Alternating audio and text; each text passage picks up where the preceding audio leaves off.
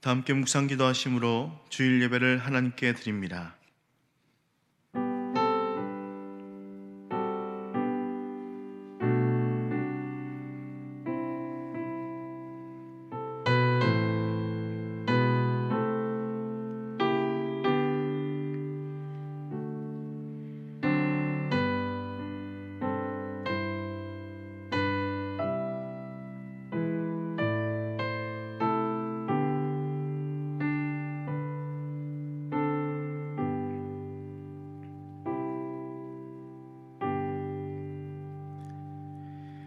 내가 주의 권능과 영광을 보기 위하여 이와 같이 성소에서 주를 바라보았나이다.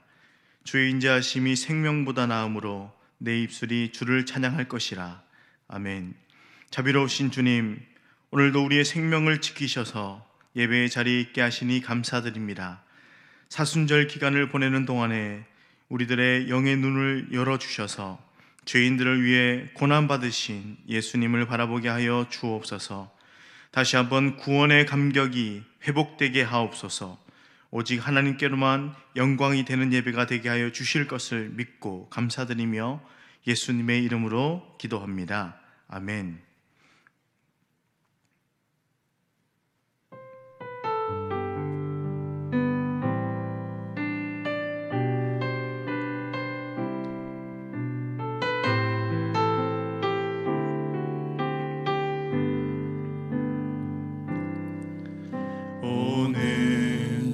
이곳에 계신 성령님, 우리에게 말씀하시고 우리 가르치소서.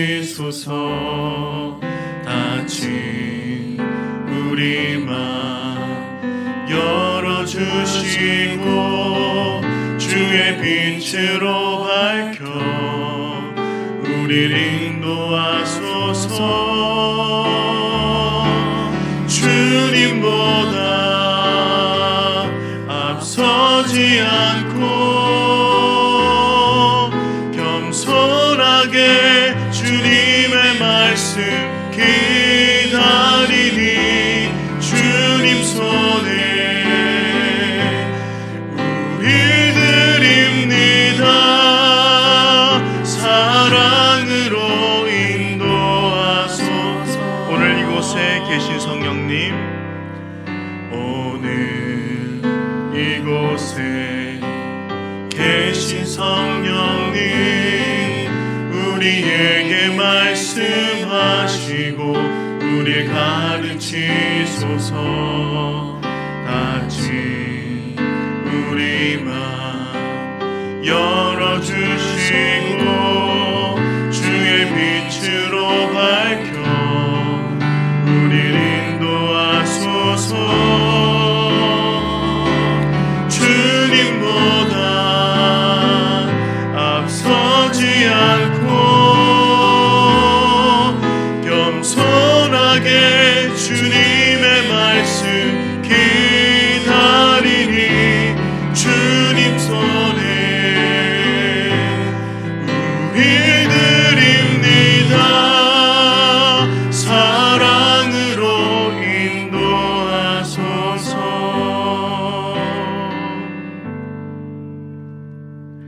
내가 산을 향하여 눈을 들리라. 나의 도움이 어디서 올까? 나의 도움은 천지를 지으신 여호와에게서로다. 여호와께서 너를 실족하지 아니하게 하시며 너를 지키시는 이가 졸지 아니하시리로다. 이스라엘을 지키시는 이는 졸지도 아니하시고 주무시지도 아니하시리로다. 여호와는 너를 지키시는 이시라. 여호와께서 내 오른쪽에서 내 그늘이 되시나니 낮의 해가 너를 상하게 하지 아니하며 밤의 달도 너를 해치지 아니하리로다. 여호와께서 너를 지켜 모든 환난을 면하게 하시며 또 내 영혼을 지키시리로다. 여호와께서 너의 출입을 지금부터 영원까지 지키시리로다. 아멘. 우리의 죄들을 침묵 가운데 하나님께 고백합니다.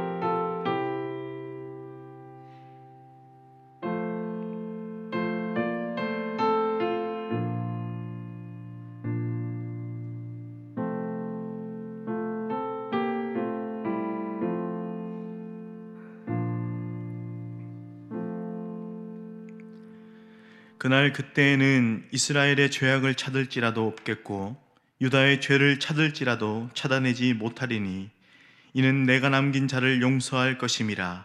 아멘. 사도신경으로 우리의 신앙을 고백합니다. 나는 전능하신 아버지 하나님 천지의 창조주를 믿습니다. 나는 그의 유일하신 아들 우리 주 예수 그리스도를 믿습니다. 그는 성령으로 잉태되어 동정녀 마리아에게서 나시고 본디오 빌라도에게 고난을 받아 십자가에 못 박혀 죽으시고 장사된 지 사흘 만에 죽은 자 가운데서 다시 살아나셨으며 하늘에 오르시어 전능하신 아버지 하나님 우편에 앉아 계시다가 거기로부터 살아있는 자와 죽은 자를 심판하러 오십니다. 나는 성령을 믿으며 거룩한 공교회와 성도의 교제와 죄를 용서받는 것과 몸의 부활과 영생을 믿습니다. 아멘.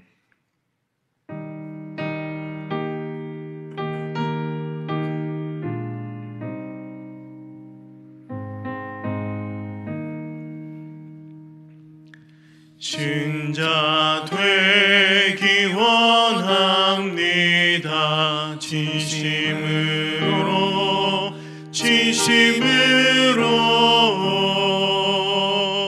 신자 되기 원합니다.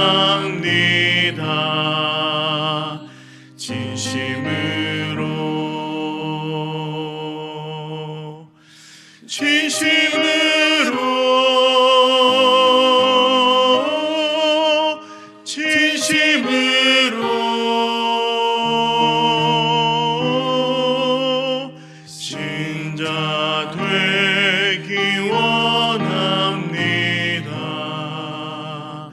진심으로 사랑하기 원합니다. 진심으로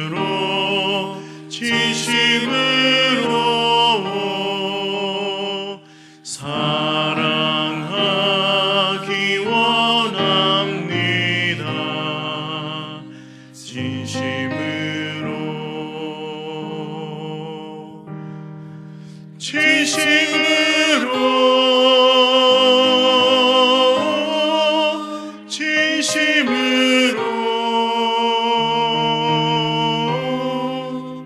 사랑하기 원합니다. 진심으로 거룩하기 원합니다. 진심으로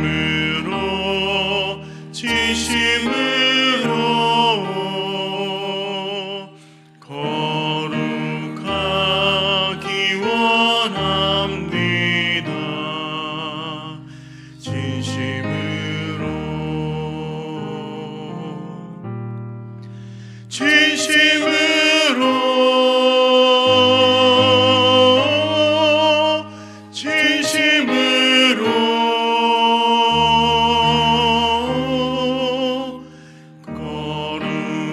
거룩하기 원합니다. 진심으로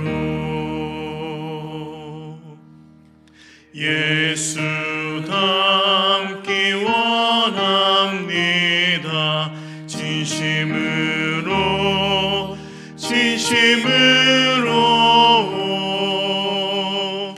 예수 닮기 원합니다.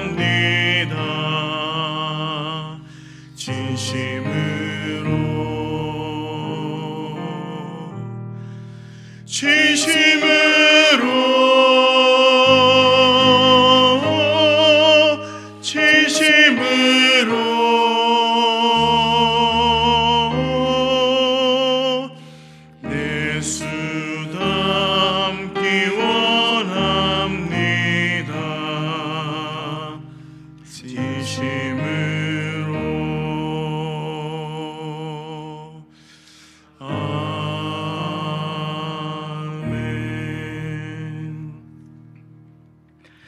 오늘 주신 말씀은 레위기 19장 2절과 18절의 말씀입니다. 구약 175면입니다. 하나님의 말씀을 봉독할 때 하나님의 음성을 들으시기 바랍니다. 너는 이스라엘 자손의 온 회중에게 말하여 이르라. 너희는 거룩하라. 이는 나 여호와 너희 하나님이 거룩함이니라. 원수를 갚지 말며 동포를 원망하지 말며 내 이웃 사랑하기를 내 자신과 같이 사랑하라. 나는 여호와이니라. 아멘. 우리 함께 잠깐 기도하시지요. 빛으로 찾아오시는 주님, 우린 지금 한 번도 경험해보지 못한 코로나19라는 긴 어둠의 터널을 지나고 있습니다. 매일 확진자가 증가하고 경제적인 어려움으로 인해 삶이 깨어지고 있습니다. 서로가 서로를 믿지 못하고 의심하는 상황이 되었습니다. 우리에게 긍휼과 사랑을 베풀어 주시옵소서. 주님, 우리 마음속에 있는 막연한 두려움이 사라지게 하시고 자신의 주장을 내려놓고 예수 그리스도 안에서 하나가 되게 하여 주시옵소서. 코로나19가 더 확산되지 않도록 주님 도와주시옵소서. 바이러스에 감염된 이들에게 속히 건강을 되찾게 하시고 보건당국과 모든 의료진에게 지혜와 지치지 않는 새로운 힘을 더하여 주시옵소서. 바이러스를 조심하되 두려움에 사로잡히지 않게 하시고 감염자와 의심 증상자들의 마음으로 돕게 하여 주시옵소서. 특별히 이 어려운 때에 경제적인 어려움을 겪고 있는 그 사람들 한 분 한 분 가운데도 동일하게 역사하시고 사의 길을 열어주셔서 노숙인과 같은 빈곤층의 사람들을 돕는 일에 힘을 모으게 하여 주시옵소서. 교회가 정말 모두 힘과 지혜를 서로 모아 돕게 하시고 예배의 소중함을 깨닫게 하시고 신령과 진정으로 예배하며 삶 가운데서 열매 맺는 복된 은혜를 허락하여 주시옵소서. 생명의 빛으로 오신 예수 그리스도의 이름으로 감사하며 기도하옵나이다. 아멘. 1984년에 세상을 떠나신 프란시스 셰퍼라고 하는 유명한 이 철학자이고 또 신학자가 계시지요. 이분이 말년에 암으로 큰 고통을 많이 겪으셨다고 합니다. 암으로 투병하고 계시는 이 와중에 암과 싸우면서도 아픈 몸을 이끌고 이분이 오히려 캠퍼스 사역에 굉장히 힘을 쓰셨던 것으로 암 투병 도중에 그랬던 것으로 유명합니다. 자신의 인생이 얼마 남지 않았다 하는 사실을 분명하게 깨달은 후에 오히려 자신에게 사명, 또 특별히 사랑하던 젊은이들을 향하여서 전할 메시지를 전하고자 계속 이 캠퍼스를 방문하면서 피를 토하는 것처럼 메시지를 전했다고 합니다. 근데 그때 전한 메시지의 제목이 좀 특이합니다. 제목은 이런 것이었습니다. 행복을 삶의 목표로 삼지 마십시오. 좀 이상하지 않으십니까? 행복을 삶의 목표로 삼지 않는다. 이게 무슨 뜻이었을까? 당시 미국 사람들은 행복을 구하지만 거룩함은 구하지 않더라는 겁니다. 미국 사회, 미국의 그리스도인들에게 가장 큰 문제는 행복이 아니라 거룩함을 추구해야 되는데 거룩함은 구하지 않고 행복하기만 그렇게 찾아 살더라는 겁니다. 이분이 진짜 얘기하려고 했던 건 거룩함이 삶의 목표가 되어야 한다, 이 이야기를 하고 싶었던 겁니다. 이 말을 조금 우리가 이해하기 쉽게 표현하면 이런 의미일 겁니다. 우리가 거룩해지려고 하는 목적이 사실 그 이유가 행복하기 위해서, 하나님이 주시는 복을 받기 위해서가 아니라는 겁니다. 거룩함 그 자체가 목표가 되어야 하지, 거룩하면 하나님께서 뭘 좀 해주실 것이다, 이 생각을 가지고 거룩함을 추구하는 건 잘못된 것이라, 이 사실을 이야기하고 싶었던 겁니다. 우리로 얘기하자면 우리가 신앙생활을 하는 목표가 신앙생활 잘하면 하나님께서 뭔가 보상을 해주시겠지, 이게 아니고, 만약에라도 그렇게 된다면 신앙생활이 수단이 되는 겁니다. 목적이 아닙니다. 신앙생활 자체가 우리가 추구해 가야 될 목표가 되어야 한다는 겁니다. 행복이 삶의 목표가 아니고 우리의 삶의 목표는 거룩함이 되어야 한다는 겁니다. 사실 이게 미국 사회, 당시의 미국 사회의 그리스도인들을 위한 메시지였을까 생각해 보면 그거 아니지요. 지금 우리도 마찬가지입니다. 우리의 삶의 목표가 어느 틈엔가 거룩함이나 바르게 신앙을 갖는 것이 아니라 그렇게 신앙생활 잘하면 하나님께서 주시는 복, 행복, 비전 이것만을 따라서 가고 있는 건 아닌가 점검해 봐야 합니다. 혹시라도 우리가 빛과 소금의 사명을 잃어버린 진짜 이유가 하나님이 원하시는 거룩함이 아니라 단지 그냥 내가 예수 믿고 복 받는 것에만 치우쳐져 있기 때문은 아닌가 점검해 봐야 합니다. 레위기 전체의 주제는 거룩함이라는 주제를 가지고 있습니다. 이 거룩하도시라고 하는 말이 레위기에만 150번 이상 나온다고 하더라고요. 어떤 성경학자에 의하면 깨끗하다라고 하는 단어인 코세르라고 하는 말까지, 이 코세르라는 말이 한 186번 나온다니까 이 말 깨끗하라, 거룩하다라고 하는 말이 이 레위기 29장 가운데 산수로 계산을 해보면 아는데 보통 13번씩 한 장당 거룩하라, 깨끗하라 하는 말씀이 계속 반복이 돼서 등장한다는 겁니다. 그만큼 거룩함에 대해서 강조하고 있는 책이 레위기라고 하는 책입니다.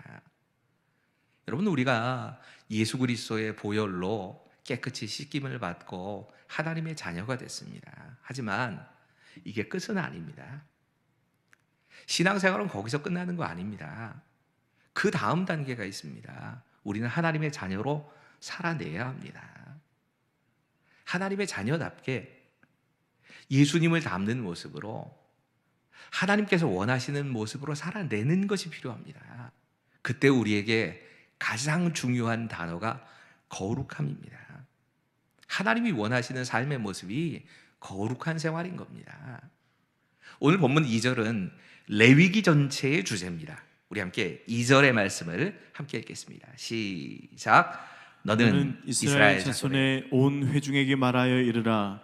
너희는 거룩하라. 이는 나 여호와 너희 하나님이 거룩함이니라. 여러분, 이 거룩함이라고 하는 주제를 생각할 때에 반드시 기억해야 될 몇 가지의 전제 조건이 있습니다. 먼저는 거룩함을 생각할 때는 거룩함은 우리 모두를 향한 하나님의 명령이다. 이 사실을 기억해야 합니다. 어떤 특별한 사람들만을 향해서 말씀한 게 아닙니다. 지금 모세를 통해서 하나님은 이스라엘의 온 회중에게 이 말씀을 선포하라고 말씀합니다. 우리에게 말하자면 구원을 받은 모든 사람이 이 하나님의 명령 거룩하라는 말씀을 들어야 된다는 겁니다. 지위고하나 남여이나 여라거나 또 신앙이 오랜 시간 신앙생활을 했다 아니다 이거 상관없습니다. 누구나 똑같이 거룩해야 한다 하는 이 명령을 들어야 합니다. 목사라고 예외가 아닙니다. 장로님들이라고 예외 아닙니다. 마찬가지로 항존직이라고 예외도 아닙니다. 근데 반대로 또 생각하시는 분들도 계시지요. 야, 그거는 목사, 장로, 항존직들에게나 해당되는 얘기지. 평신도인 나하고는 무슨 상관이 있어? 집사인 나는 거룩하라는 명령하고 상관이 없어. 너무 쉽게 이렇게 생각하시는 분들이 많습니다. 상당수의 많은 분들이 이 거룩이란 말은 보통 사람하고는 상관이 없는 얘기다. 이렇게 생각하는 경향이 굉장히 많습니다. 네, 아닙니다. 지금 하나님께서 우리에게 말씀하시는 건 우리 모두가 다 예외 없이 거룩하라, 하나님의 자녀답게 살아라, 이 말씀을 하고 계신 겁니다. 우리가 이 거룩이라고 하는 주제를 생각하면 반드시 머릿속에 새겨두고 말씀에 들어가기 전에 새겨둬야 될 말씀이 또 하나 있다면, 성도인 우리는 거룩함의 기준을 도덕이나 양심이 아니라 예수님에게서 찾아야 합니다. 기준은 예수님입니다. 오늘 본문 2절은 우리가 왜 거룩해야 되는가를 말씀하지요. 우리가 거룩해야 되는 이유를 딱 한 가지로 얘기하십니다. 하나님이 거룩하시기 때문에 하나님의 백성이 너희도 거룩해야 된다. 여러분, 하나님과 우리의 관계를 우리가 흔히 아버지 하나님, 하나님 아버지 이런 표현을 많이 씁니다. 아버지이신 하나님께서 거룩하시면 그 자녀인 우리는 하나님을 닮는 게 정상인 겁니다. 그러기 때문에 거룩하라고 말씀하시는 겁니다. 여러분, 거룩하다, 거룩하지 않다는 건 단순하게 율법의 규정 몇 가지를 지킨다, 안 지킨다의 차원이 아니라는 얘기입니다. 거룩함의 문제는 하나님의 자녀인 우리가 하나님을 닮는가 닮지 않는가의 문제입니다. 구약 시대에는 하나님이 어떤 분이신지를 정확히 알 수가 없습니다. 하나님이 어떤 분인지를 정확히 알 수가 없으니까 율법을 정해서 이게 하나님이 싫어하시는 것, 이거 하나님이 좋아하시는 것, 이걸 명확하게 이야기를 하고 있는 겁니다. 근데 우리는 구약의 시대를 사는 게 아니라 이미 신약의 시대로 넘어왔습니다. 우리는 하나님이 어떤 분인지를 구약 시대의 사람들과 비교할 수 없을 만큼 잘 알 수 있습니다. 인간의 몸을 입고 예수님이 이 땅에 오셨습니다. 그리고 예수님께서 어떤 말씀을 하셨고 어떤 길을 걸어가셨는가 우리는 그걸 압니다. 그 모습을 직접 봤습니다. 여러분, 우리의 기준은 예수님께서 이 땅에 어떻게 먹고 마시고 어떻게 주무시고 어떤 모습으로 사람들과 함께 사셨는가, 예수님께서 이 문제에 대해서 뭐라고 말씀하셨는가, 이게 기준이 되는 겁니다. 여러분, 거룩함은 단순하게 우리가 도덕을 지키고 양심껏 살고 율법을 한 조항 한 조항 그 조항들 다 따져가면서 지키는 이런 차원이 아닙니다. 거룩함은 우리가 하나님을 닮는 것입니다. 그렇기 때문에 우리의 기준은 도덕이나 율법, 양심이 아니고 예수님입니다. 마지막으로 또 한 가지, 이 거룩함에 대해서 생각해야 될 아주 중요한 전제 조건이 하나 있습니다. 이건 같이 한번 읽어볼까요? 같이 읽겠습니다. 시작. 하나님께 가까이 하는 것이 거룩함에 이르는 유일한 길입니다. 여러분, 우리가 어떻게 하나님과 예수님과 닮아갈 수 있는가? 답은 딱 한 가지라고 저는 생각합니다. 그건 하나님과 같이 사는 겁니다. 예수님과 함께 사는 겁니다. 우리가 하나님을 믿고 하나님께 의지하고 정말 하나님께 아뢰면서 그렇게 살아가는 것, 이 삶이 결국 하나님과 함께 사는 겁니다. 이렇게 하나님과 함께 살아가다 보면 자연스럽게 거룩하신 하나님과 가까이 지내다 보니까 우리가 거룩해지는 겁니다. 우리가 예수님을 닮는 것이 거룩함이라면 그 예수님과 함께 살지 않으면 거룩해질 수가 없다는 얘기입니다. 우리의 인격이 예수님 닮는 모습으로 변화되려고 하면 예수님과 가까이 하는 길밖에 없습니다. 다른 길 없습니다. 내가 거룩해지기 위해서 몸부림치는 것 중요합니다. 아무런 의미가 없는 것 아닙니다. 하지만 그렇다고 해서 거룩해지느냐? 사실 아닙니다.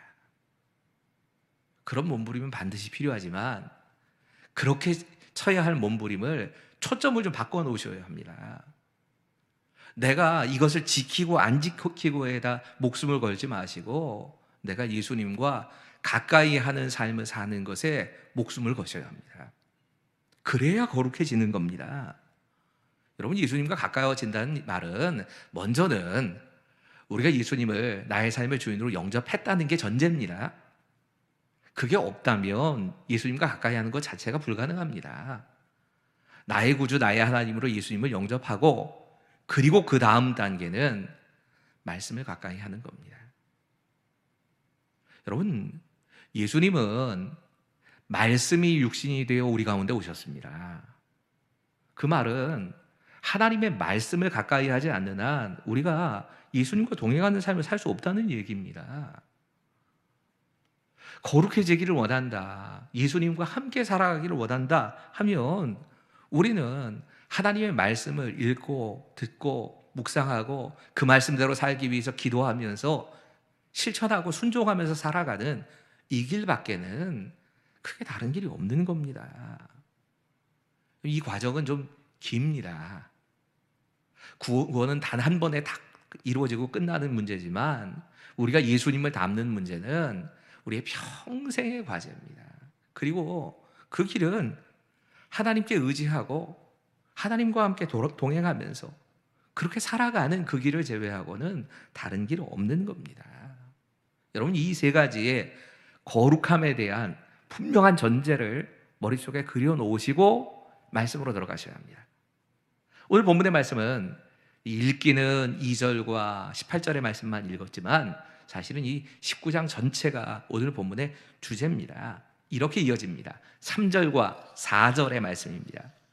너희 각 사람은 부모를 경외하고 나의 안식일을 지키라. 나는 너희의 하나님 여호와이니라. 너희는 헛된 것들에게로 향하지 말며 너희를 위하여 신상들을 부어 만들지 말라. 나는 너희의 하나님 여호와이니라. 아멘. 여러분, 이 말씀 이렇게 적용하면 될 겁니다. 이 적용되는 부분은 좀 함께 읽어볼까요? 같이 읽겠습니다. 시작. 사람 사이의 거룩함의 출발은 부모님과의 관계에 있고 하나님 앞에서의 거룩함의 출발은 예배에 있다. 여러분, 거룩함을 지키기 위해서 하나님께서 제일 먼저 말씀하시는 건 부모를 공경하라, 부모를 경외하라는 말씀으로 시작이 됩니다. 우리가 예수님을 닮는 사람으로 살기 위해서, 우리가 정말 거룩해지기 위해서 해야 될 첫 번째 일은 부모를 경외하는 것이라고 말씀한 겁니다.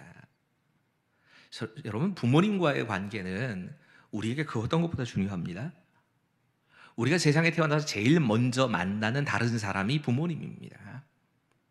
부모님은 우리가 성장해서 성년에 이르기까지 하나님의 역할을 대신하는 그런 사명을 가진 분입니다. 그렇기 때문에 존경하고 공경해야 되는 겁니다. 사실 장성에서 가정을 이루기 전까지는, 장성에서 가정을 이룬 후에는 부부가 가장 가까운 관계가 되어야 하기 때문에 그 전까지는 부모와 자녀의 관계가 가장 가까운 관계입니다. 어떤 관계보다 중요합니다. 이 부모와 어떤 관계를 맺고 사느냐에 따라서 우리의 사람 사이의 관계, 인간관계가 다 달라집니다. 그래서 인간관계의 근본은 부모와 자녀의 관계인 겁니다. 부모와 자녀가 어떤 관계를 맺어야 하는가. 하나님께서 부모 자식 간의 관계를 경외하라고 표현하신 겁니다. 여러분, 이 경외라고 하는 말이 하나님께만 쓰이는 말씀인 거 아십니까? 원래 이 말은 하나님께만 사용되는 말입니다. 하나님께만 사용되는 이 말을 부모님에게는 사용한 겁니다. 우리가 정말 거룩하신 하나님, 그 하나님을 모시고 산다면 가장 먼저 경외해야 될 분은 하나님이십니다. 근데 그 하나님 제외하고는 우리가 가장 중요하게 생각해야 될 부모님을 경외해야 한다는 겁니다. 이 경외라는 말이 사람 사이의 관계에 사용되면, 경외란 말을 여러 가지로 이렇게 표현을 많이 했지만 저는 경외를 이렇게 표현하는 게 사람 사이의 관계에서 맞다고 생각합니다. 존중하고 순종한다는 뜻이다. 여러분, 우리가 하나님 경외한다 그러면 하나님과 우리의 관계는 하나님의 말씀에 대해서 존중하고 그 하나님의 말씀에 순종하며 사는 겁니다. 이 말이 부모님에게도 적용되어야 합니다. 우리가 우리 부모님을 대할 때에 부모님을 존중하고 그 말씀에 잘 귀담아 듣고 순종하는 관계가 되어야 합니다. 이것을 어린 시절부터 우리는 가르쳐야 합니다. 여러분, 하나님께서 내 부모를 공경하라 하시는 이 말씀을 10계명 가운데 인간관계의 계명으로 제일 먼저 주시면서 이 말씀에 대해서는 이 말씀 지키면 내가 이렇게 복 준다고 말씀하십니다. 종종 부모의 입장에서는 자녀들에게 부모를 경외해야 돼, 존중해야 돼 이렇게 말하는 게 쉽지 않습니다. 하지만 다시 생각해 보셔야 합니다.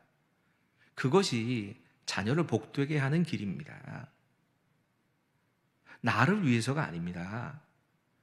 우리의 자녀들을 위해서도 부모를 경외하고 존중하고 순종하는 것에 대해서 어린 시절부터 가르쳐야 합니다. 그게 하나님께서 주시는 복을 받는 길이기 때문에 나를 위해서가 아니라 자녀를 위해서 복받게 하기 위해서 이거 가르쳐야 되는 겁니다. 그리고 바로 이어지는 말씀이 하나님과의 관계에 대한 말씀입니다. 여러분, 하나님과의 관계를 이야기하면서 저는 정의를 이렇게 했습니다. 그 관계의 출발점이 예배다. 사실은 하나님과의 관계를 말씀하면서 하나님 제일 먼저 말씀하시는 건 안식일 지키는 문제입니다. 내가 안식일을 정해놨으니까 그 안식일을 거룩하게 구별해서 지켜라 말씀합니다. 여러분, 안식일을 지키라는 말은 시간의 주인이 하나님이시다, 우리의 생명의 주인이 하나님이시다, 이 사실을 인정하며 살라는 얘기입니다.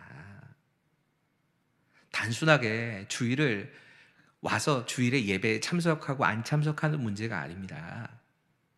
그래서 안식일의 신앙을 하나님이 그렇게 중요하게 생각하신 겁니다. 사람 사이의 관계라고 생각하면 조금 이해가 쉬우실 겁니다. 하나님과 우리가 사랑하면서 사는 사이라고 생각해 보십시오. 그게 하나님이 우리에게 원하시는 모습이니까 하나님을 경외하면서 하나님이 사랑하면서 삽니다.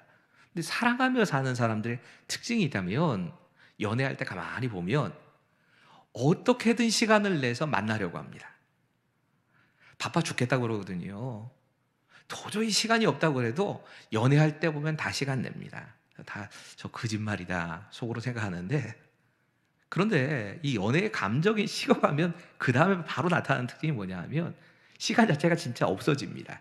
시간이 없어지는 게 아니라 상대에 대한 사랑이 식은 걸 수도 있습니다. 여러분, 우리가 하나님과의 만남에 대해서 하나님이 이 시간에 만나자고 정해주신 그 시간을 중요하게 생각하고 그 시간에 하나님을 만나는 것이 소홀해진다, 그 만남이 기다려지지 않는다, 이 말은 우리 안에 하나님을 향한 사랑이 식었다는 증거일 수도 있습니다. 안식일에 대한 이야기에 이어서 바로 이야기 말씀하시는 건 우상 만들지 말라는 겁니다. 우상 만들지 말라고 그러니까 무슨 그 부적을 뭐 갖다 놓는다거나 점친다거나, 요즘 한참 뭐 오늘의 운세 같은 거 이런 거 보는 거, 이것도 우상 숭배 맞습니다. 하지만 그보다 더 중요한 우상을 섬기지 말라는 말씀은 하나님보다 더 의지하고 하나님보다 더 사랑하는 것이 없게 하라는 말씀입니다. 어떤 사람들은 돈을 하나님보다 더 의지하고 하나님보다 더 사랑합니다. 그럼 그 사람에게는 돈이 우상인 거지요. 자녀를 하나님보다 더 의지하고 하나님보다 더 사랑하면, 그러면 그 사람에게는 자녀가 우상인 겁니다. 이런 게 없어야 된다는 겁니다. 바로 이어지는 말씀은 제사를 드리라는 말씀입니다. 여러분, 제사나 우상을 섬기지 말라는 것이나 안식일을 지키라는 말씀 다 합쳐놓으면 딱 한마디로 어떻게 우리가 하나님께 예배하며 살 것인가, 하나님과의 관계의 중심이 예배에 있다는 얘기입니다. 우리가 개인적으로 떼어놓은 개인적인 경건의 시간들, 이 시간이 하나님과 우리의 관계의 핵심입니다. 우리가 공적으로 하나님께 예배하기 위해서 모이는 이 공적인 예배의 시간, 여러분, 이것이 하나님과의 관계의 핵심인 겁니다. 생각해보면 지금 이 시간이 참 괴로운 시간들을 우리가 그래서 보내고 있는 겁니다. 어쩔 수 없기 때문에, 정말 어쩔 수 없는 상황이어서 우리가 주일에 함께 모여서 예배를 드리지 못합니다. 근데 이렇게 예배를 드리지 못한다 할지라도 시간 정해놓고 하나님과의 만남은 가지셔야 합니다. 어쩔 수 없이 이렇게 가정 예배를 드려야 하는 분들을 위해서 저희 교회가 나름대로 이렇게 지침을 몇 가지 마련해 봤습니다. 도움이 되실 수 있다 생각을 합니다. 그래서 몇 가지 지침을 좀 여러분에게 소개하고 싶습니다. 뭐 홈페이지에는 떠 있지만 자세하게 안 보시는 것 같아요. 먼저는 예배를 이렇게 준비해 주십시오. 여러분, 이 예배 준비가 굉장히 중요합니다. 특별히 예배의 준비에서 첫 번째는 시간과 장소를 정하는 겁니다. 시간과 장소를 정해서 가족들에게 미리 알려주십시오. 저는 개인적으로는 주일 오전 예배 시간인 10시가 적당하지 않을까 생각합니다. 시간만 중요한 게 아니라 장소도 중요합니다. 장소는 가능하면 인터넷 접속이 가능하고 예배를 잘 집중해서 드릴 수 있는 그런 장소를 선택하셔서 그런 장소에서 예배를 드리시면 좋겠습니다. 또 하나, 예배는 하나님께 드리는 겁니다. 그러니까 최대한 단정하고 예의 바른 복장을 착용하시기를 권해드립니다. 여러분, 우리의 복장이 우리의 마음을 표시하는 경우가 많이 있습니다. 그래서 부모님들은, 특별히 자녀들과 함께 드리시는 부모님들은 주일에 예배 시간에 착용하시는 그 의상을 입고 착석하셔서 예배를 드리시는 게 좋다고 생각합니다. 이것이 정말 주일 예배다라고 하는 마음으로 그래야 이 복장이 그런 의미가 있을 겁니다. 또 한 가지는 예물 준비하십시오. 가족 가운데 대표로 봉헌위원도 정하시고요. 이 봉헌 주머니, 뭐 그릇이 됐든 바구니가 됐든 이런 것들을 잘 준비하십시오. 여러분, 헌금도 중요합니다. 시간의 주인이 하나님이시다는 것을 인정하는 것이 안식일을 지키는, 주일을 지키는 신앙이라면 물질의 주인이 하나님이시다, 이 사실을 우리가 고백하는 시간이 헌금 시간입니다. 우리의 중요한 믿음의 표현입니다. 주일에 준비하는 것처럼 예물도 준비하시고 봉헌위원도 정하셔서 가족 가운데 누구 한 사람이 해서 봉헌하십시오. 저희가 뭐 가능하신 분들이 계시다면 우체국이나 농협으로 저희가 그 계좌도 만들었는데 여기 계좌에 송금하셔도 됩니다. 뭐 이게 어려우신 분들 분명히 계실 겁니다. 그런 분들은 그 헌금 그대로 모으셨다가 코로나19가 좀 안정이 되면 공적인 예배 시간에 그 시간에 헌금을 하시는 것도 좋은 방법 될 겁니다. 또 한 가지는 자녀들에게 설교에 좀 집중할 수 있도록 설교 노트를 좀 준비해 보십시오. 그래서 설교 노트를 준비하셔서 담임 목사가 설교할 때에 노트에 적도록 한번 해보시는 것도 도움이 많이 되실 겁니다. 특별히 자녀들은, 이 공부하는 자녀들은 대부분 이렇게 필기하면서 집중을 하는 경우가 많기 때문에 설교 노트 그리고 설교에 집중해서 이렇게 무언가 쓰는 것, 이게 여러분이 설교에 집중하고 예배에 집중할 수 있는 좋은 방법이 되리라고 생각합니다. 마지막으로는 준비의 마지막은 영상 예배를 드리는 그렇게 그 준비된 모습에 대해서 인증사진으로 찍으십시오. 예배 도중에 찍지 마시고 예배가 준비된 모습을 인증사진으로 한번 찍어 놓으십시오. 그리고 나면 이제 바로 예배를 드리는 겁니다. 인터넷을 켜놓고 우리 가정에 예배를 통해서 하나님의 은혜와 임재가 느낄 수 있도록 정말 예배에 집중하고 말씀을 경청하면서 예배에 집중해 보십시오. 저희가 인터넷 예배 띄워드리는 이유가 이 순서에 따라 그대로 한번 예배 드리라는 겁니다. 가능하면 예배 중에는 잡담하지 마시고 정말 경건하고 엄숙하게 예배가 드려질 수 있도록 협조해 주시길 부탁드립니다. 가정 예배에는 사실은 이 예배를 드리는 것만큼이나 중요한 시간이, 소그룹으로 모이셔서 예배를 드릴 때 정말 중요한 건 나눔의 시간을 갖는 겁니다. 여러분, 온 가족이 함께 이 예배를 드리고 나서 예배 드린 소감을 자녀들이나 부부나 함께 이렇게 나누고 격려하고 기도하고 마치는 시간을 가지십시오. 이게 꼭 필요합니다. 그 시간이 여러분에게 예배에 대한 귀한 추억을 남길 것이고 그 예배 자체가 더 풍성해지는 기회가 될 겁니다. 이렇게 나누는 시간을 꼭 갖고 격려하고 자녀들을 위해서 기도해 주십시오. 또 한 가지는 예배 전에 찍은 인증사진 있지 않습니까? 그 인증사진을 구역의 단톡방에 한번 올려주십시오. 청년들이 하겠다고 하더라고요. 청년부는 이 셀별로 이렇게 구역별로 나누어서 단톡방에 올린다고 하는데 좋은 방법이라고 생각합니다. 가능하신 분들은, 이게 불가능하신 분들은 가족들에게 좀 어렵겠지만 이렇게 함으로 예배를 지키고 서로가 예배하는 모습에 대해서 격려할 수 있는 그런 자리들을 가지시길 바랍니다. 여러분, 코로나19가 계속적으로 아직도 확산되고 있기 때문에 아마 이번 주에도 새벽 기도회, 수요 기도회, 금요 기도회를 못 가질 겁니다. 저희가 그렇게 결정을 했습니다. 다음 주일이 오기 전까지 주일을 3번이나 하신다는 게 정말 마음이 너무 많이 걸리는데, 코로나19가 그 이전에 좀 될 수 있도록, 안정되고 백신이 개발될 수 있도록 위해서 기도해 주십시오. 또 전염병이 때문에 이렇게 모이기 힘들 이때인데, 이런 때일수록 가정 예배를 통해서 여러분에게 그런 콘텐츠를 계속 제공해 드릴 테니까 그런 시간, 경건의 시간으로 잘 보내실 수 있기를 바랍니다. 오늘 본문에서 찾아야 할 또 하나의 메시지가 있습니다. 두 번째 큰 주제의 메시지입니다. 같이 읽지요. 시작. 하나님이 원하시는 거룩함은 서로를 향한 사랑으로 표현되어야 합니다. 할렐루야 교회를 담임하시던 김상봉 목사님께서 이 레위기 9장의 말씀을 가지고 레위기 19장은 구약의 산상수훈이다, 이렇게 글을 쓰시는 걸 보면서 굉장히 많이 공감을 했습니다.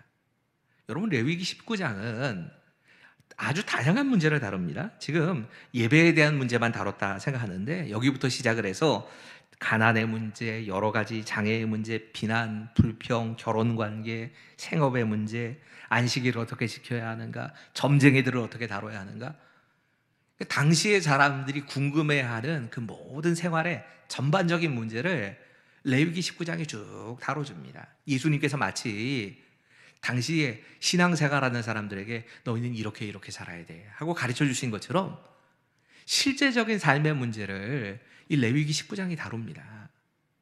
여러분, 레위기 19장의 주제가 거룩이라고 말씀드렸지요. 하나님이 생각하시는 거룩은 우리가 생각하는 것처럼 무슨 예배를 잘 드리는 것, 이것으로 끝나는 게 아니라는 말씀입니다. 인간관계의 많은 문제들, 그 문제들까지 다 하나님의 뜻대로 살아내는 것, 그 거룩함을 말씀하십니다. 내 몸을 정결하게 하는 그런 거룩만 말씀하시는 게 아니라 실제적으로 사회생활로 이어지는 거룩함을 말씀하십니다. 이 거룩함이 우리에게 필요하다고 말씀하시는 겁니다. 여러분, 바로 이어지는 말씀들이, 우리가 읽지 않았지만 이어지는 말씀들이 레위기에 있는 5가지 제사 중에서 화목제에 대해서 이야기합니다. 여러분, 레위기는 중요한 5가지 제사를 다 드려야만 하나님 백성이라고 말씀하거든요.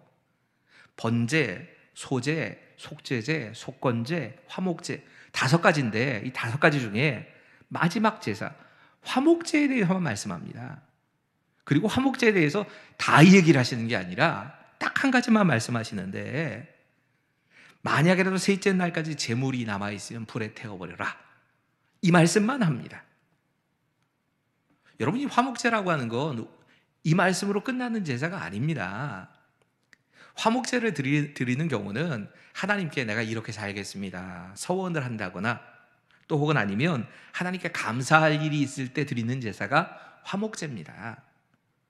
이 화목제의 제물은 어떻게 해야 되고 하는 규정이 굉장히 많습니다. 그런데 딱 한 가지, 이 화목제가 다른 제사와 틀린 특징이 있다면, 제물이 있으면 제물을 제사장이 가져가는 것이 아니라 이 제물을 드린 사람, 직접 이 제사를 드린 그 사람이 가지고 갑니다.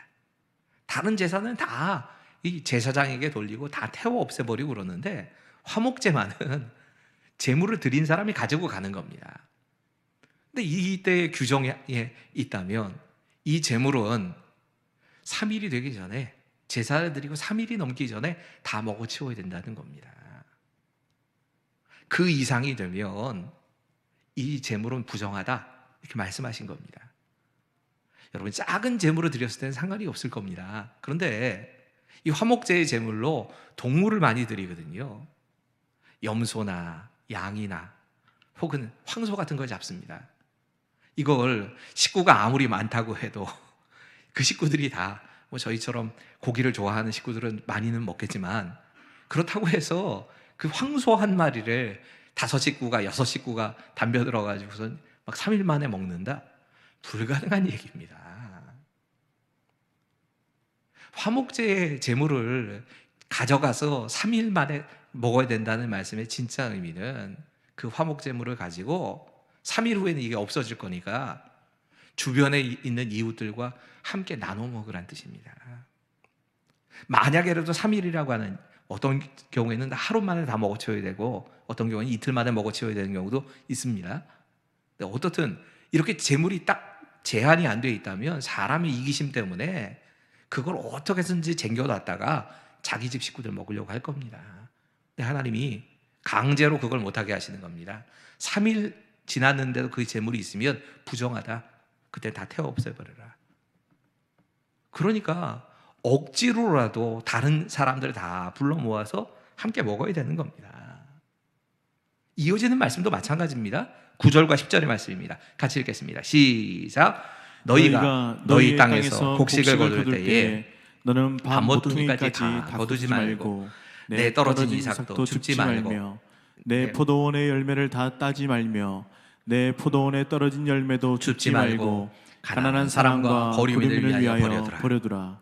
나는 너희의 하나님 여호와이니라. 여호와이니라. 아멘. 여러분, 이 밀이 주로 이 유대 사람들의 주식이라면 뒤에 나오는 포도는 기호식품이라고 생각하시면 됩니다. 우리가 좀 이해하기 쉽게 말하자면 그 앞에 있는 곡식이라고 하는 건 우리 밥이라고 생각하시면 됩니다. 뒤에 있는 포도라고 하는 건 기호식품, 제일 적당하게 커피 같아요. 요즘 커피를 제일 많이 마시니까. 이 밥이나 커피나 이렇게 거둘 때가 되면 밭에 나가서 거둘 때 양 모퉁이에 있는 이 네 구퉁이에 있는 그 밭의 곡식들은 다 베지 말라는 겁니다. 그건 가난한 사람들 몫이야. 이삭 떨어졌지? 그럼 그거 줍지 말아라. 그럼 가난한 사람들을 위해서 줘야 되는 거야. 내가 열심히 수고해서 내가 열심히 수고한 대가로 곡식을 얻은 건데 그것까지도 하나님께서 너희는 가난한 사람들을 위해서 그걸 남겨둬라. 포도도 마찬가지입니다. 다 따지 말아라. 남겨둬서 그 남겨둔 것을 가지고 가난한 사람들이 와서 마음껏 따먹게 해둬라. 여러분, 뒤에 이어진 말씀도 마찬가지입니다. 도둑질하지 말라, 거짓말하지 말라, 거짓 맹세하지 말라, 이웃을 억압하고 착취하지 말아라. 이어지면서 뭐 품꾼의 삭슬, 하루 벌어서 하루 먹고 사는 사람들인데 아침까지 넘기지 말아라. 그날 줘라. 그래서 그 사람도 하루 먹고 하루 살 수 있도록 그렇게 생활 대책을 해줘라. 이 말씀들 다 합쳐서 정리해 보면 사랑하라는 말씀입니다. 여러분, 레위기 이 19장 2절이 레위기 전체의 주제라면 어떤 의미에서 레위기 19장의 주제는 18절에 있습니다. 함께 읽지요. 18절입니다. 시작. 원수를 갚지 말며 동포를 원망하지 말며 내 이웃 사랑하기를 내 자신과 같이 사랑하라. 나는 여호와이니라. 내가 하나님이다 말씀하시면서 내 이웃 사랑하기를 내 자신같이 하라 말씀합니다. 우리가 예수님께서 우리에게 주신 율법은 어떻게 요약이 됩니까? 예수님 그렇게 말씀하시지요. 하나님을 사랑하라. 내 이웃을 내 몸과 같이 사랑하라. 예수님께서 세 계명이라고 이걸 말씀하시는데 이 세 계명은 사실 구약 성경의 말씀대로 요약해 놓은 겁니다. 하나님을 사랑하라는 말씀은 신명기 6장 4절과 5절의 말씀을 인용해서 말씀하신 것이라면 내 이웃을 내 몸과 같이 사랑하는 말씀이 바로 여기 있는 겁니다. 레위기 19장 18절의 말씀인 겁니다. 어제 이 설교를 준비하다가 사실은 오늘 이 본문과 아주 관련이 많은 말씀 하나가 새롭게 생각이 났습니다. 마태복음 12장의 말씀입니다. 이 마태복음 12장은 좀 특이한 얘기가 실려 있습니다. 예수님과 제자들이 밀밭 사이를 지나가고 계시는데 제자들 중에 어떤 사람이 배가 고파서 그 가운데 있는 곡식을 따먹는 겁니다. 여러분, 이 레위기 19장에는 이 말씀이 아예 그 기록이 되죠. 일정한 직업이 없고 수입이 없는 사람들, 이 사람들을 위해서 양 네 귀퉁이에 곡식을 남겨두고 이 사람들이 낫을 가지고 가서 이걸 배에 온다거나 그릇 가지고 와서 밖으로 빼내지 않는 한 그 곡식에 대해서는 그 자리에서 먹고 마시는 것 도둑질 아니다. 마음껏 먹게 해라. 이 말씀을 기억하고 제자들이 배가 고프니까 밀밭 사이를 지나가다가 곡식을 털어 먹은 겁니다. 생곡식을 먹은 겁니다. 근데 이 사실을 바리새인들이 알게 됐습니다. 바리새인들이 가만히 보니까 저게 잘못한 일이다 라고 생각이 든 겁니다. 안식일에 노동을 했다는 겁니다. 당시 사람들은 이 종교 지도자들이 안식일에 하면 안 되는 행동, 이걸 39가지를 정해놓고, 사실 유대인들은 지금도 합니다. 심지어 이 안식일을 지키기 위해서 엘리베이터 버튼도 안 누르지 않습니까? 이 사람들 아주 그런 거로 유명한데 이거는 안식일에 노동하는 거라는 겁니다. 그런 식으로 딱 규정을 만들어 놓고는 그 규정을 어겼다고 제자들에게 책망을 한 겁니다. 예수님께 따진 겁니다. 여러분, 이들이 도적질했다고는 안 그럽니다. 율법에 그렇게 따먹는 게 된다고 하셨기 때문에 도적질했다고는 시비를 못 겁니다. 그때 예수님께서 율법의 정신이 무엇인가? 안식일은 도대체 왜 있어야 하는가를 이렇게 설명하십니다. 마태복음 12장 7절 8절. 나는 자비를 원하고 제사를 원하지 아니하노라 하신 뜻을 너희가 알았더라면 무죄한 자를 정죄하지 아니하였으리라. 인자는 안식일의 주인이라 하시니라. 하나님께서 율법을 정하신 이유는 사랑과 자비를 위한 것이다. 사랑과 자비를 위해서 하나님께서 정하신 것이라면 안식일에도 사랑과 자비를 행하는 것이 맞지 않냐는 겁니다. 바리새인들이 율법의 정신을 생각했다면, 사랑과 자비를 생각했다면 제자들이 야 얼마나 배고팠으면 그건 뭐 물에 불려 먹는 것도 아니고 쌀로 이렇게 뭐 쪄서 먹는 것도 아니고 불에 구워 먹는 것도 아니고 생미를 가지고 그렇게 먹었을까? 아유 참 불쌍하다. 이런 마음을 가졌을 텐데 그런 마음이 아니라 형식만 남은 겁니다. 지키느냐 안 지키느냐만 봤다는 겁니다. 여러분 우리가 주일을 정말 주일이 중요한 날입니다. 예수님께서 우리의 죄를 지시고 십자가에 죽으시고 부활하신 날, 우리는 매 주일을 부활절로 지키는 겁니다. 주일을 지키는 건 굉장히 중요한 신앙입니다. 하지만 형식보다 훨씬 중요한 건 왜 주일을 지키는가 하는 그 정신입니다. 주일의 정신도 사랑과 자비를 행하는 날인 겁니다. 여러분 이 바리새인들의 말들을 이렇게 가만히 태도를 보여주는 단어를 보다가 아 이건 진짜 아닌데 하는 모습이 보였습니다. 여기 바리새인들이 보고라는 단어, 이 단어가 원어를 보니까 참 특이하더라고요. 이 단어의 의미는 그냥 우연히 본 게 아닙니다. 우연히 지켜보다가 아 저 녀석들이 저렇게 됐네 하고 본 게 아니고요. 이 책을 잡기 위해서 뭔가 잘못하는 게 없나 감시하다가 아 그래 저런 잘못을 하는구나 그러고 딱 걸렸다고 하는 겁니다. 뭐 잘못하는 거 없는지 한 번만 걸려봐라 하는 마음으로 계속 지켜보고 있다가 제자들이 안식일에 밀을 이렇게 추수해서 먹는 모습을 보면서 그래 너 딱 걸렸지 하고 이렇게 생각하면서 막 얘기했다는 겁니다. 여러분 우리가 이런 마음 가질 때가 얼마나 많습니까? 그런 우리를 향해서 예수님 말씀하시는 겁니다. 나는 자비를 원한다. 하나님은 자비를 원하신다. 여러분 우리가 너무 많은 경우에 말씀이 기준이 되어서, 정확하게 말하자면 말씀에 내 생각이 포함된 것이 기준이 돼서 그래서 다른 사람을 정죄하는 경우가 굉장히 많습니다. 마치 바리새인들이 하나님께서 진짜 말씀하신 구약의 율법이 아니고 그것을 해석한 무슨 탈무드나 뭐 이 자기들의 율법에 대한 해석에 따라서 다른 사람들이 이게 잘했느니 잘못했느니 시시비비를 가리려고 했던 것처럼 우리가 그럴 때가 많습니다. 오해하지 마십시오.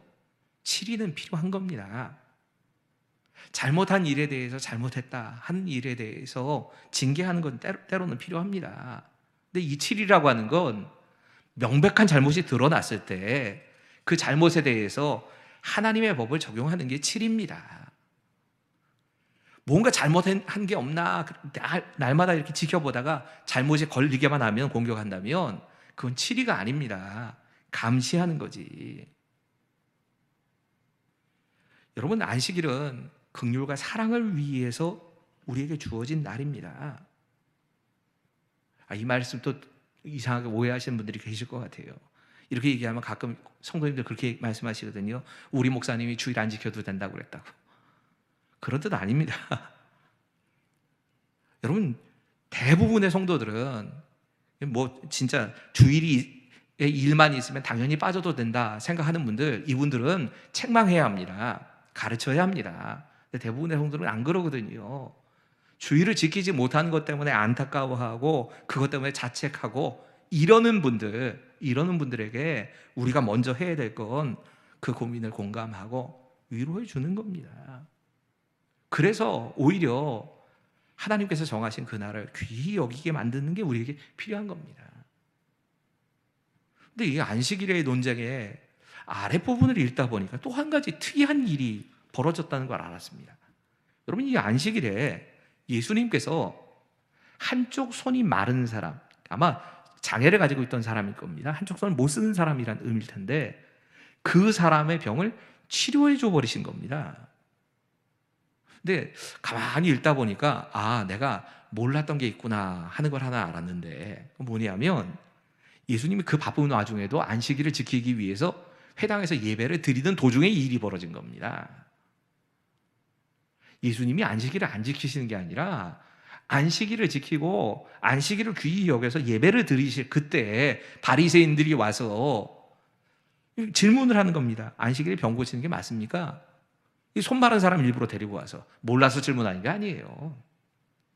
어떻게 하시는가 보고 이거 꼬투리 잡아가지고 예수님을 재판에 넘기려고 그래서 일부러 이렇게 질문을 하는 겁니다. 그때 예수님이 답을 하시지요. 어떤 사람이 양 한 마리 있는데 그 양 한 마리가 구덩이에 빠졌다. 안식일에 구덩이에 빠졌다. 너희 어떻게 한다고 그랬냐? 안식일에 그 양 구해줘야지요.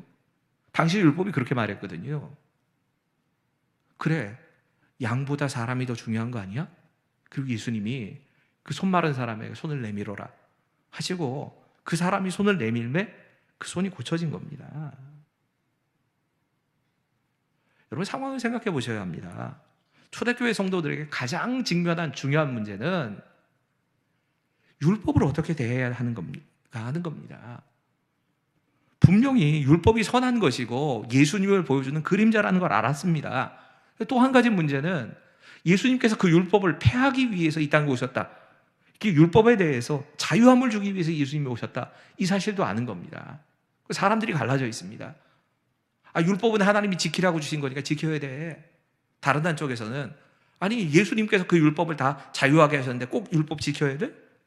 서로 싸우는 겁니다. 그 중에서도 핵심이 안식일 문제입니다. 10계명 가운데 하나로 딱 정하신 말씀이니까 안식일을 지키는 문제가 중요했습니다. 10계명인데 안식일도 안 지켜. 왜 주일을만 지켜? 이러는 사람들이 굉장히 많았다는 겁니다. 반대로 아니 주님이 부활하신 날인 주일을 지켜야지 왜 안식일 굳이 지켜야 돼? 이러고 싸웠다는 겁니다. 여러분 마태복음은 예수를 믿게 되어진 유대인들을 상대로 쓰여진 복음입니다. 이 사람들에게 이 문제를 반드시 알려줘야 되는 겁니다. 알려주면서 마태가 기준으로 삼은 게 이겁니다. 예수님이 어떻게 하셨느냐? 예수님이 안식일 문제에 대해서 어떻게 행동을 하시고 무엇라고 말씀하셨느냐? 예수님께서는 안식일 자체를 귀히 여기셨습니다. 하지만 또 그 안식일에도 선한 일을 행하셨습니다.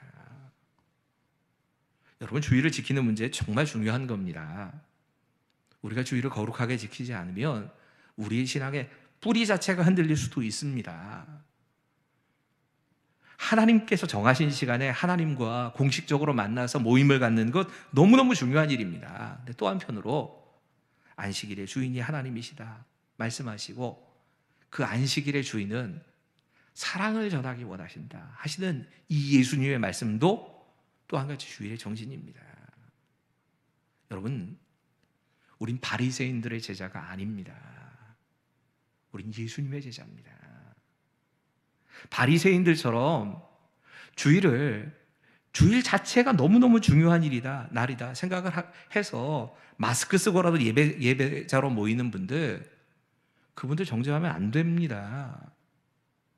반대로 이게 사랑을 행하는 날이어야 하기 때문에 예수님께서 그러셨던 것처럼 이웃을 사랑하고 그들의 안전을 지키기 위해서 주일 오전 예배마저 내려놓고 영상 예배로 드리고 하는 이런 분들에 대해서도 믿음이 없다고 정죄하시면 안 됩니다.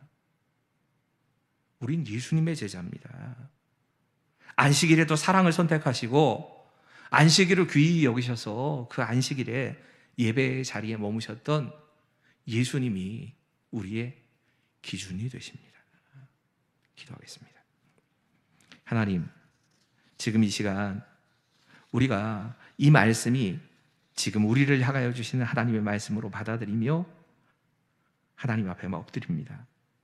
거룩함을 지키지 못하고 하나님의 자녀답게 살지 못했던, 예수님을 닮는 모습으로 살지 못했던 우리의 죄를 용서하여 주시옵소서. 이제 다시 한번 예수님을 닮아가는 삶을 살게 하여 주시고 정말 그 어떤 것보다 기준이 도덕이나 양심이 아니라 예수님이 되게 하여 주시옵소서. 말씀과 기도로 하나님을 가까이 하는 삶을 살게 하시고 부모님을 공경하며 하나님 앞에서는 바르게 예배자로 설 수 있도록 우리 안에 역사하여 주시옵소서. 하나님께서 우리에게 원하시는 거룩함이 인간관계에 있어서는 사랑으로 표현되어야 한다는 것을 알게 하시고 우리도 이 세상을 살아가면서 사랑을 전하는 자가 되게 하여 주시옵소서. 코로나19 바이러스로 어려움에 빠져 있는 우리들의 이웃을 돌보게 하시고 지금 내가 할 수 있는 일로 그들을 섬기게 하여 주시옵소서. 지금도 우리와 함께 하시며 우리의 삶을 인도해 주시는 예수님의 이름으로 기도하옵나이다. 아멘.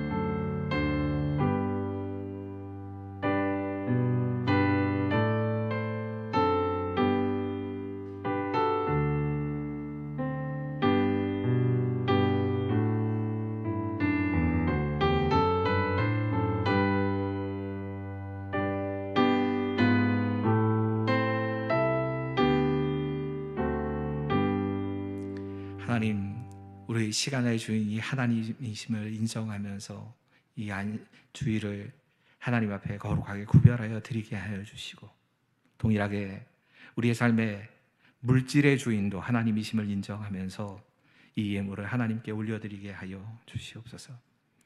우리의 예배 가운데 주님께서 함께 하시고 우리가 함께 모여 예배드리지 못한다 할지라도 지금도 우리 안에 역사하신 그 하나님을 날마다 느끼고 누리며 하나님 찬양하는 하루하루가 되어질 수 있도록 우리 가운데 역사하여 주시옵소서. 함께 하실 것을 믿으며 예수님의 이름으로 감사하며 기도하옵나이다. 아멘. 우리 함께 이번 달의 찬양입니다. 6월절 어린 양의 피로 같이 부르시고 축도로 예배 마치겠습니다.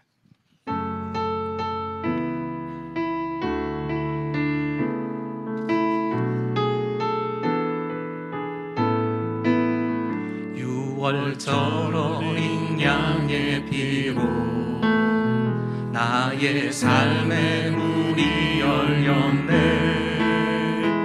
저 어둠의 권세는 힘이 없네. 주 보혈의 능력으로 원수가 날 정죄할 때에도 난 의롭게 설 수 있네.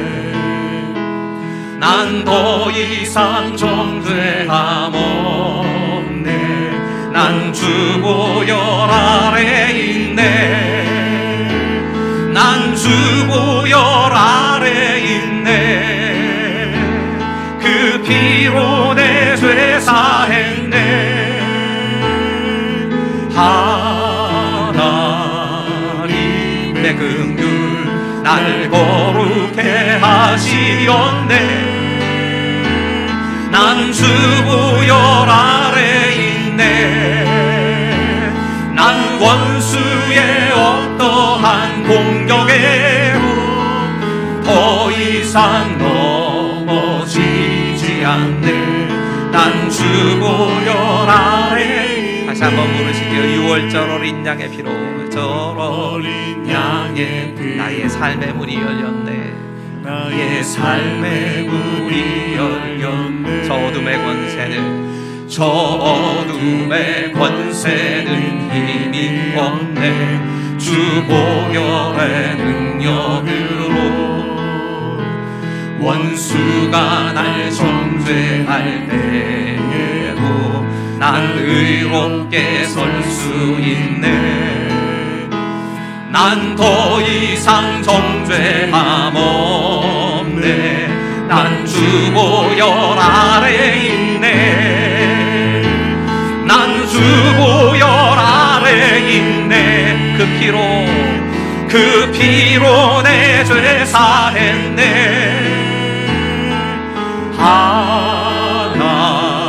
하나님의 긍휼 날 거룩해 하시었네. 난 주보혈 아래 있네.